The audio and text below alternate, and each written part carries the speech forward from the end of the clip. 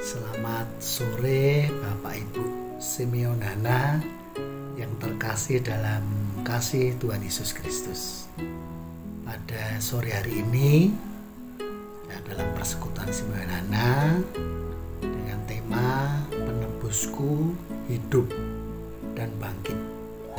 Tapi sebelum itu mari kita berdoa dulu. Bapa Surgawi, kami mengucap syukur bahwa Engkau memberkati yang terbaik buat kami semuanya.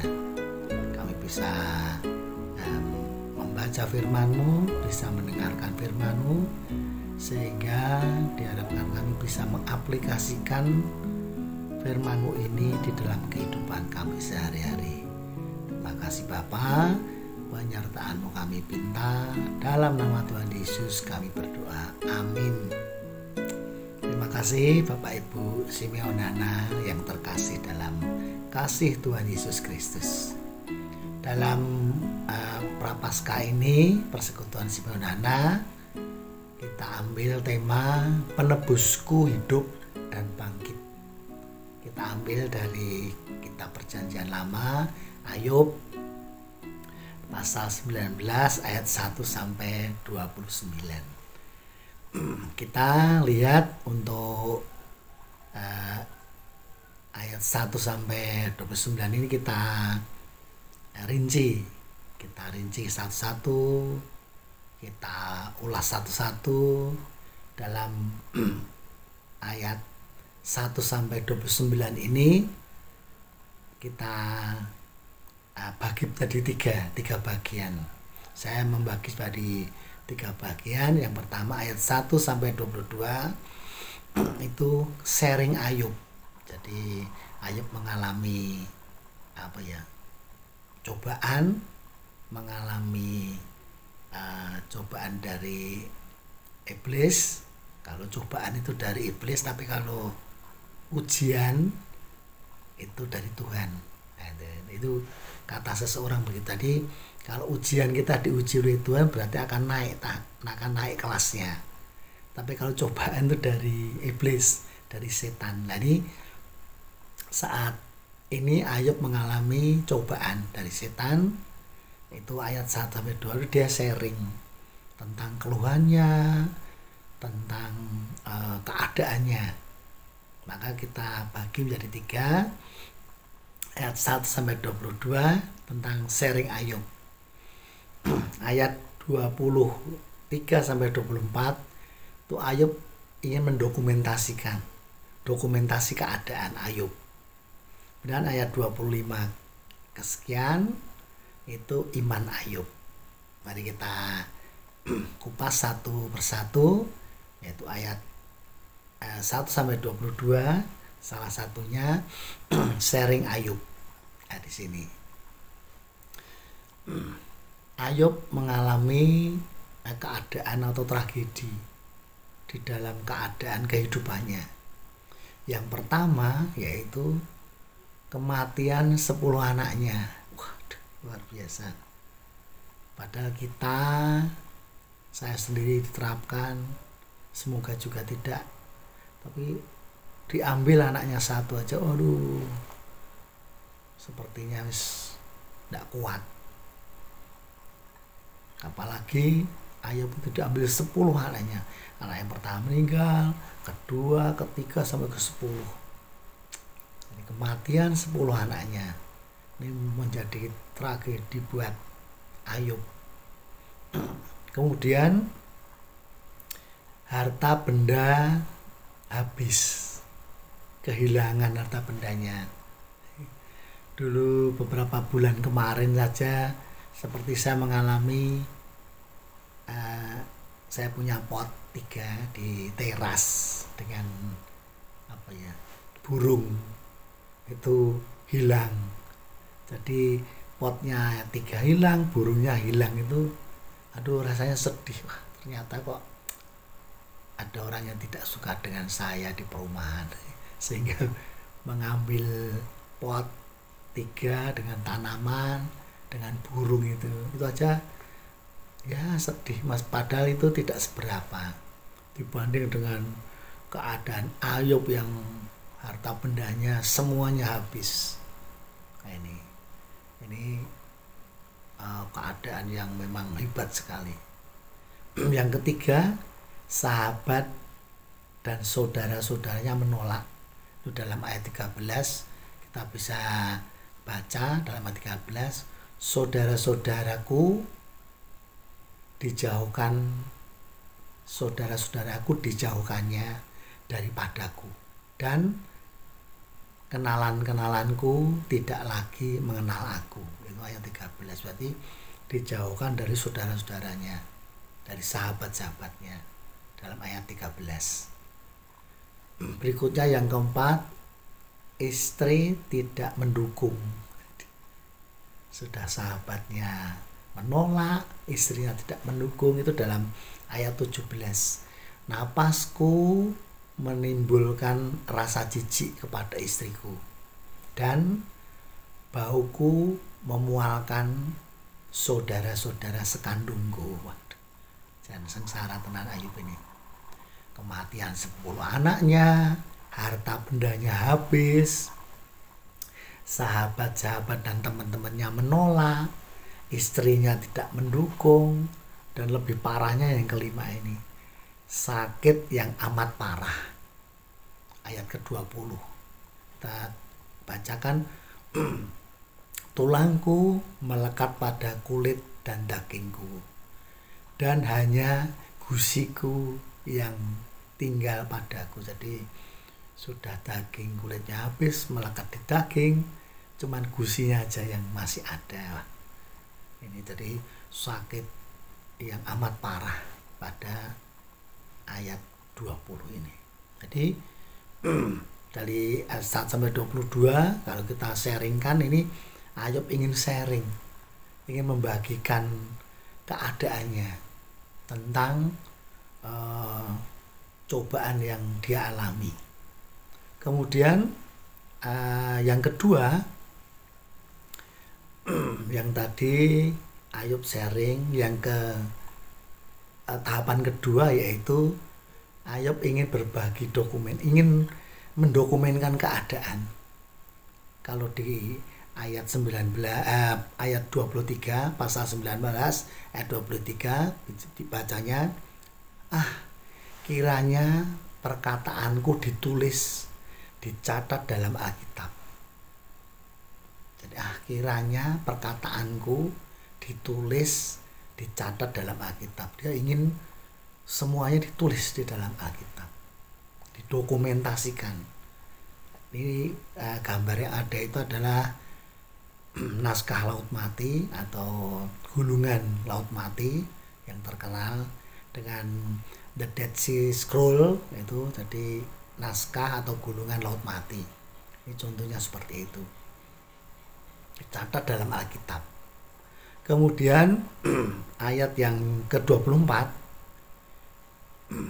terpahat dengan besi pengukir, terpahat dengan besi pengukir dan timah pada gunung batu untuk selama-lamanya. Jadi sharing dari Ayub itu diusahakan bisa tercatat dalam Alkitab, dalam ukiran besi dan timah, dalam gunung untuk selama-lamanya, biar semua terdokumenkan, biar sharing yang ada, keadaan yang ada bisa terdokumenkan untuk anak cucunya. Wah, ini luar biasa. Saya bisa bisa membayangkan seandainya Ayub hidup zaman sekarang. Nah, Ayub hidup dalam sekarang mestinya tidak dengan pahatan besi dan timah, tidak di gunung ditulisi, atau tidak di kertas, tapi sudah HP. Jadi Bapak Ibu seperti Ayub, kalau zaman sekarang ya seperti Bapak Ibu dan saya, WhatsApp story, wah sedang keadaan tidak enak badan, dengan gambar yang menyedihkan, nangis. Kalau kita dapat rezeki, wah bersyukur pada Tuhan. Jadi semua orang bisa melihat, terdokumen. Oh, Pak Broto sedang sedih, Pak Broto sedang bersukaria, Pak Broto di mana lah itu. Itu kalau zaman sekarang. Tapi kalau zaman dahulu kan belum ada HP, sehingga Ayub ingin memberikan didokumenkan. Nah, itu salah satu ya di dalam kertas, dalam Alkitab, dalam pahatan besi, timah, maupun di gunung untuk ditulisi dokumennya, sharingnya daripada Ayub, karena luar biasanya keadaan Ayub itu. Kemudian berikutnya tahapan terakhir, iman Ayub. Nah ini dalam ayat 25, tetapi aku tahu penebusku hidup dan akhirnya ia akan bangkit di atas debu. Luar biasa. Dari sharing Ayub dengan keluhan Ayub, rintihan Ayub, karena Ayub juga manusia biasa dengan cobaan juga pasti, saya yakin juga ada keluhan meskipun tidak mengubah imannya. Ini dia sharing terus didokumenkan, kemudian dalam ayat 25, tetapi aku tahu, berarti keluhan dan sebagainya ini hilang semua. Tetapi kalau sudah ada tetapi, berarti yang depannya sudah bisa terabaikan. Tetapi aku tahu penebusku hidup dan akhirnya ia, Tuhan sendiri, akan bangkit di atas debu. Luar biasa. Jadi kepercayaan Ayub, iman Ayub itu yang luar biasa.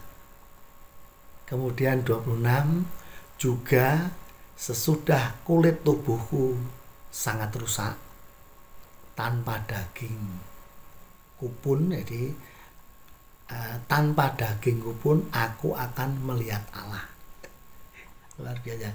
Jika seluruh kulit tubuhku sangat rusak, tanpa daging kupun aku akan melihat Allah. Jadi keadaan apapun itu tetap mengucap syukur dengan Tuhan.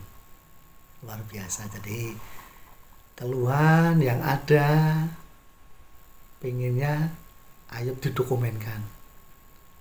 Terus kemudian keadaan iman ini, mulai ayat 25-26 ini, imannya Ayub yang luar biasa di sini bisa diterapkan. Bapak Ibu Simeonana yang terkasih dalam Tuhan Yesus Kristus, memang tidak mudah seperti Ayub. Ada cobaan, bisa terselesaikan dengan baik. Ini salah satu contoh yang ada. Jadi Bapak Ibu, dalam tayangan ini ada Mozart itu komponis musik klasik yang sangat terkenal, hidup di tahun 1756 sampai 1791. gambar sebelahnya yaitu Antonio Salieri ya, Salieri ya, Antonio Salieri. Itu dia komponis Itali sebagai dirijen Kekaisaran Austria.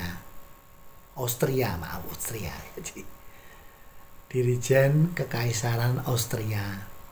Hidup di tahun 1788 1824. Dua orang hebat ini sama-sama seniman yang luar biasa di zamannya. Tapi yang membedakan Bapak Ibu, Antonio ini merasakan bahwa hidupnya sudah di jalan Tuhan. Aku ikut Tuhan, sudah mengabdi pada Tuhan. Sedangkan Mozart ini yang terkenal itu kadang-kadang mabuk, kadang-kadang dia minuman keras sampai mabuk, kemudian di klub malam dan sebagainya. Hidupnya kadang-kadang tidak di jalan Tuhan. Tapi Antonio ini mengatakan, loh, Mozart itu tidak di jalan Tuhan, kadang-kadang mabuk, tetapi kok malah terkenal lebih dari saya. Antonio ini protes Bapak Ibu. Dia protes sama Tuhan, Tuhan, kenapa saya kok tidak seterkenal Mozart? Bapak Ibu kan baru tahu, saya kira Antonio Salieri ini baru tahu namanya. Kalau Mozart kan sudah terkenal lah, itulah. Ada kecemburuan dari Antonio ini. Kenapa yang terkenal kok malah itu? Kok bukan saya lah ini. Kemudian dia protes sama Tuhan. Akhirnya apa Bapak Ibu? Semua dokumennya, hasilnya dirobek semua, hasil karyanya semua dibakar, termasuk salib dia patahkan, dia bakar, Alkitab juga, dia semuanya. Dia menjadi murtadun Bapak Ibu. Kalau di Indonesia itu Muslim jadi Kristen itu namanya murtad, tapi kalau Kristen jadi Islam itu namanya murtadun. Jadi dia jadi murtadun misalnya. Jadi sudah tidak percaya lagi dengan Tuhan. Nah ini keadaan yang nyata di dalam kehidupan kita sehari-hari. Mungkin saya, kalau mungkin yang lain juga, kalau saya rasakan sebagai Ayub, wah, kita tidak kuat kadang-kadang dengan tempaan yang ada, dengan anak kita sudah tidak ada, harta benda sudah hilang, saudara-saudaranya mengingkari, yang kita andalkan istri kita juga menolak, kita punya sakit parah, aduh, ini pasti kita akan murtadun lah. Jadi tidak percaya dengan Tuhan ini. Nah itu Bapak Ibu. Maka kita kembali dalam perikop ini yang ada, kita melihat satu sosok yang ada, yaitu Ayub. Dalam Roma 12 ayat 12, bersukacitalah dalam pengharapan, sabarlah dalam kesesakan, dan bertekunlah dalam doa. Nah, ini ternyata kalau kita lihat, si Ayub ini sabar dan tetap di jalan Tuhan. Itu kuncinya. Saya juga ingin berserah pada Tuhan, ingin seperti Ayub. Usahakanlah kita belajar seperti ini, sabar. Kalau Antonio tadi kan ternyata tidak sabar, wah justru malah menyalahkan Tuhan. Tapi kalau Ayub ini cuma sabar. Kuncinya cuma sabar, tetap di jalan Tuhan. Itu Bapak Ibu. Dalam Roma 12 ayat 12 itu Ayub yang luar biasa. dia sabar dalam kesesatan, dalam cobaan yang dialaminya, dia tetap sabar dan tetap di jalan Tuhan. Dia bertekun dalam doa dan akhirnya dia bisa bersukacita di dalam pengharapan. Saya kira cukup sekian Bapak Ibu Sinodana renungan pada sore hari ini. Mari kita tutup dalam doa. Bapa di dalam surga, mengucap syukur kami sudah belajar melalui tokoh yang luar biasa yaitu Ayub. Ayub yang mengajarkan kita untuk setia, sabar, dan tetap di jalan-Mu. Engkau sendiri Bapa yang akan membimbing kami semuanya dan tetap memberikan kesehatan buat Bapak Ibu Sinodana, supaya kami bisa kembali bersekutu di gereja yang dalam pembangunan ini. Tuhan sertai pembangunan di gereja seluruhnya supaya cepat selesai, mulai dari pembangunan sampai pendanaan seluruhnya, supaya kami bisa berkumpul di gereja dengan bersukacita dalam pengharapan. Terima kasih Bapa, dalam nama Tuhan Yesus kami berdoa, amin. Terima kasih Bapak Ibu Sinodana, selamat sore.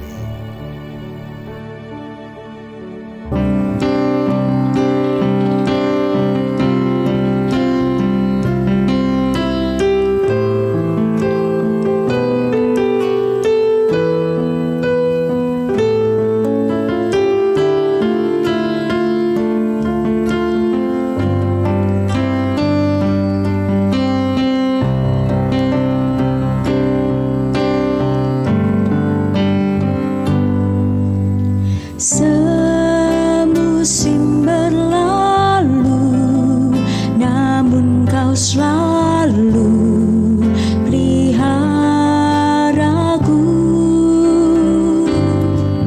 Kasih dan setiamu tak pernah layu di hidupku. Lebih dari samudra, kebaikan-Mu Bapa takkan habisi hidupku. Lebih tinggi dari cakrawala, tak terbatas kasih-Mu. Sungguh ku bersyukur.